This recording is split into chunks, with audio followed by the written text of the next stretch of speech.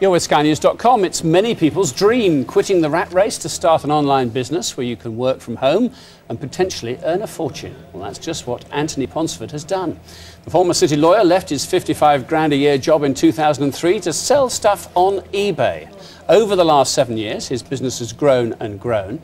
And this year, this business, Piranha Trading, the turnover is expected to hit £1.3 million. As you can see, Anthony is with us.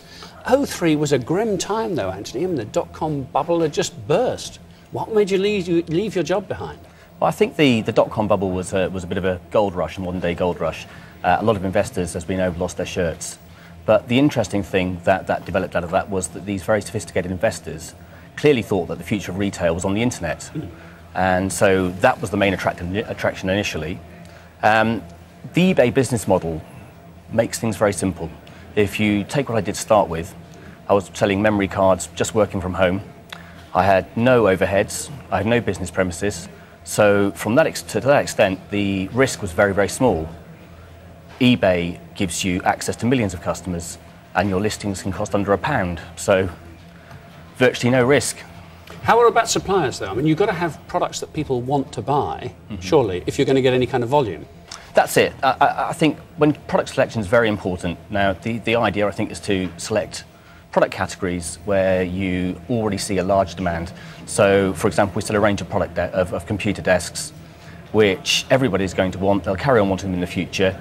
And so, if you take the analogy of having a rather large cake and just taking a couple of crumbs off that cake, that's the basic business model. Because you identify that even a crumb off that cake is going to be a huge market sufficient for to support you. Business. Yeah.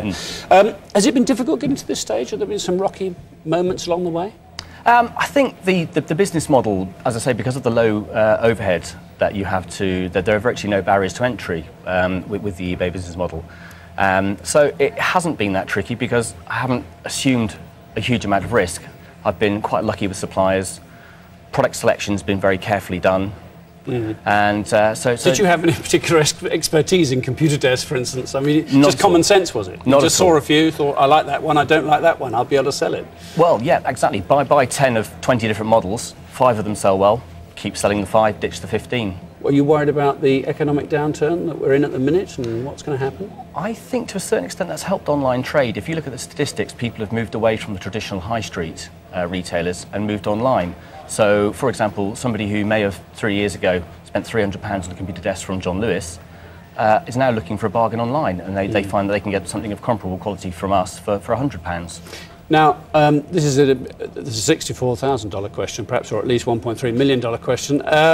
Any niches still left out there, or do you think you've cleared them all up, you and your colleagues in online trading? It's almost an unlimited market, I think, for us. The only thing that's holding us back at the moment would be capital constraints, because we sell computer desks and we're just about to stock coffee tables.